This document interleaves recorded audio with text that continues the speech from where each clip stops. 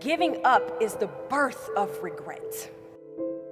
The reality of life is that we will all hear more no's than we hear yeses. In the summer of 2009, I was 19 years old, working a summer position at Target between my freshman and sophomore year at undergraduate school. I was working in the women's clothing department, and I noticed a lady staring at me from across the aisle. I figured she probably had a few screws loose, so I attempted to ignore her very intense stares.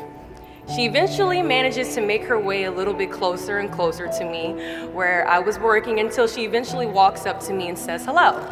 I say the famous Target quote, which is, "Hi, may I help you find something?" She then asks me, "Were you born in this country?" And I was immediately offended. And I said, "Yeah, I was born in this country."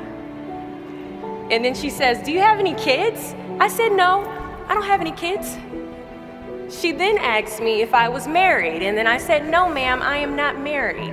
She says, "How old are you?" I said, 19. "May I help you find something?" She then says, "You are the most beautiful girl I have seen." And I said, "Oh, thank you." I didn't work that much for my makeup, but I did the best I could, but thank you. And then she says, "I think you could be the next Miss USA." And I stare at her in pure disgust and said, "Pageants? You're telling me pageants like Sandra Bullock, Miss Congeniality. Pageants? You think I should compete in pageants? I'm in the Army, okay? We don't do pageants in the Army."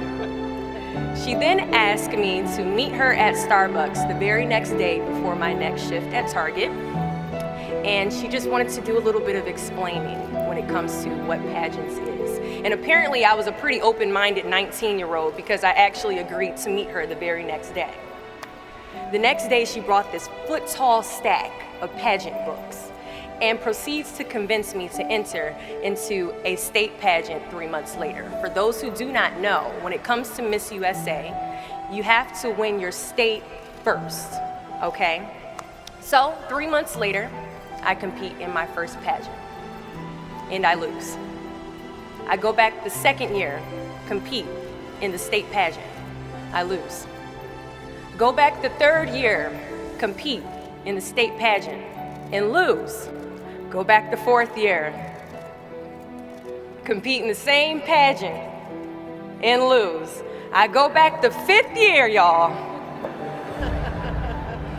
Compete in the state pageant and lose. But guess what? I go back the sixth year. Guess what happens?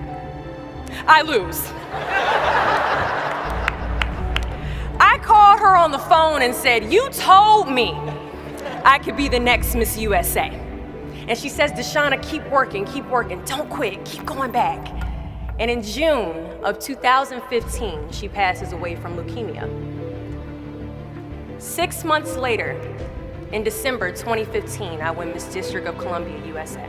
And 6 months after that, in June of 2016, I become the first soldier to win Miss USA.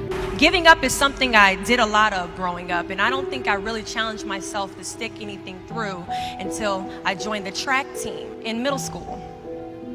I remember having to ask my mom after tryouts and making it to the team for my very first pair of track shoes. Now at the time, she walks into our house and she has a bag that has a nice Nike check sign on it, so I get excited because I wasn't getting new shoes very often.